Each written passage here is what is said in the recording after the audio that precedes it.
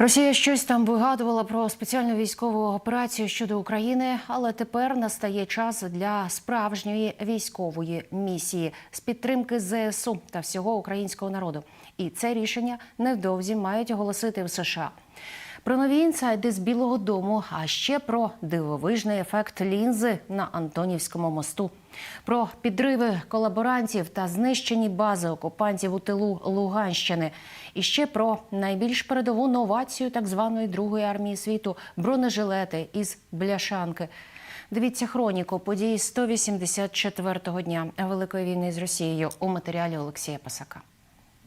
США готові воювати з Росією. Джерела видання The Wall Street Journal повідомляють, що найближчими тижнями Білий дім оголосить довгострокову військову операцію з підтримки України. Місія отримає власну назву, а також керівника, американського генерала, який координуватиме усі зусилля у створеному командному центрі. Про план оголосити операцію свідчить і раніше заявлена союзниками довгострокова підтримка України. Тож бити російського ворога будуть до того моменту, поки він остаточно не сконає. А також планово надаватимуть ЗСУ засоби, яких вони потребують. І ця зброя вже щоденно допомагає нам нищити загарбників. Як у цьому випадку із влучним пострілом із штатівського Джевеліна десь на Ізюмському напрямку.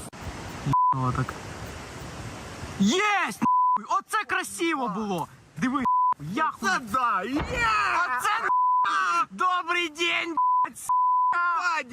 Що там зетка за наших, Німецька зрада там, де не чекали. Поки канцлер Олаф Шольц відвідує військові полігони, де тренуються українські армійці, і охоче оглядає та позує на тлі німецької бронетехніки, представники його партії закликають не надавати зброї для ЗСУ. Про це повідомляє видання «Шпігель», посилаючись на лист лівого крила німецьких соціал-демократів. І начебто ці політики не шукають миру в очах Путіна і навіть визнають, що покращити відносини з Росією можна лише тоді, коли від влади відійде кремлівський карлик. Утім, лякають ядерним конфліктом і закликають почати мирні переговори, залучивши в них різні країни, зокрема і Китай. А щоб режим тиші відбувся, треба припинити постачання важкого озброєння до України. Чи дослухатиметься Шольц до проросійських миротворців? Публічно він і надалі говорить, що уряд надаватиме Україні найсучасніші системи ППО «Айріс-Т» і самохідні зенітні установки «Гепард», але утримається від передачі такої зброї, яка зможе вдарити по Москві. Aber das Ziel bleibt immer, dass Putin den Krieg nicht gewinnt. Метою залишається те, щоб Путін не виграв війни, і завжди залишається розуміння, що під загрозою цілісність і суверенітет України. Президент Байден чітко заявив, що він не постачатиме зброї, яка стрілятиме по території Росії. І це, я думаю, принцип, якого всі дотримуються.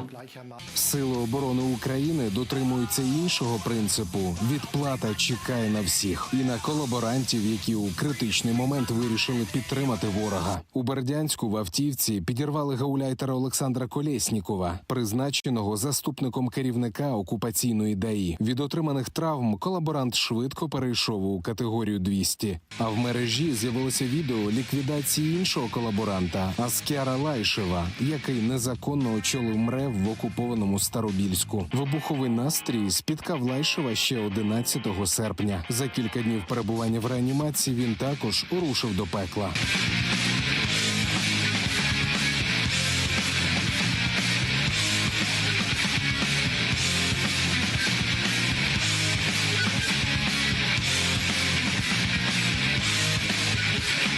Ефект лінзи на пекучому херсонському сонці. Поки окупанти вигадували черговий спосіб переправи через Дніпро, конструкцією з іржавих барж, триколору та дротів, ЗСУ нагадали, що наша зброя може цілити за будь-якого часу доби. Серія вибухів знову пролунала на Антонівському мосту. Російські ЗМІ натомість стверджують, буцімто сили непереможної ППО окупантів успішно відбили ракетну атаку. Напевно, відбивати довелося самим мостом. В оперативному командуванні «Південь» водночас говорять про завдані удари і по переправі через річку Інгулець на Херсонщині. А в мережі демонструють, який нині вигляд має інша переправа через Каховську ГЕС. Тут трупи валяються просто. проехали.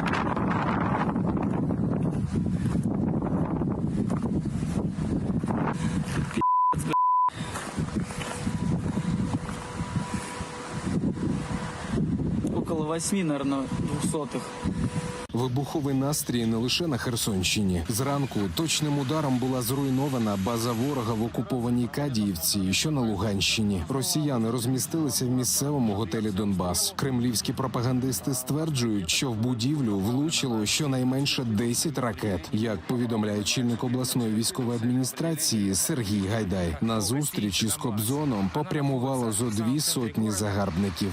А за минулу добу маємо певне зростання. ЗСУ ліквідували 400 окупантів, а загалом від початку вторгнення вже понад 46 тисяч. Також знищено ще 7 російських танків, 6 бойових броньованих машин, 3 артилерійські системи та 2 одиниці автомобільної техніки. Також підбито 6 ворожих безпілотників. А в першому десантно-штурмовому батальйоні 95-ї бригади ЗСУ розповіли про захоплений МТЛБ. Багатоцільовий легкоброньований транспортер окупантів. Але огляд мотолиги всередині не надто надихнув українських десантників. Просто сморід страшний.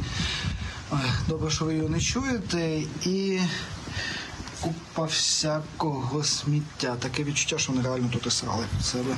Натомість більш цікавими виявилися бронежилети, які окупанти розвішали як додатковий захист броньовика. Адже замість сучасних бронеплит усередині виявилися практично шматки пофарбованої бляшанки. Це реально треба, щоб побачили. Ось, подивіться. Бронеплита, російського солдата. Подивіться, це я не знаю, чи якогось пожежного щита зігнуто. От що воно? Ти насквозь пройшов. Воно пофарбоване. А давай тепер 2 разом.